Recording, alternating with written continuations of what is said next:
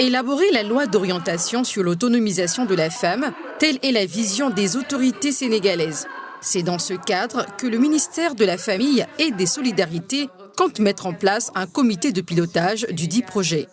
Ce sera à travers une démarche participative et inclusive à laquelle seront associés tous les acteurs de l'écosystème afin de parvenir à une base de données consolidée et cohérente.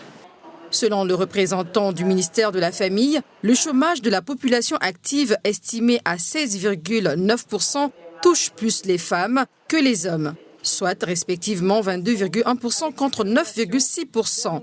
Pour mener à bien ces travaux, différentes stratégies ont été proposées.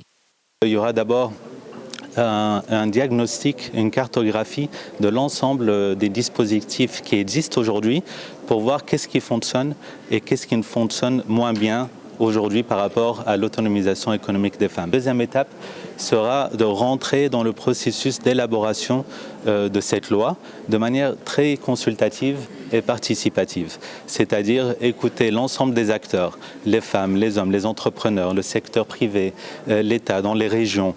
Nous sommes très heureux de pouvoir nous associer avec notre partenaire sénégalais, de pouvoir appuyer toutes les initiatives en ce sens, que ce soit au niveau de l'autonomisation économique des femmes, mais aussi beaucoup d'autres initiatives que nous appuyons à travers notre partenariat.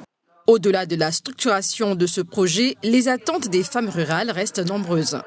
Ce sont de braves dames qui sont dans les villages les plus reculés du Sénégal et en général qui sont confrontées à un manque d'éducation.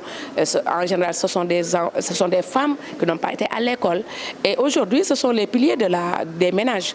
Et je pense qu'aujourd'hui, cette loi sur l'autonomisation des femmes va beaucoup leur apporter, mais c'est surtout si on prend en compte leurs besoins.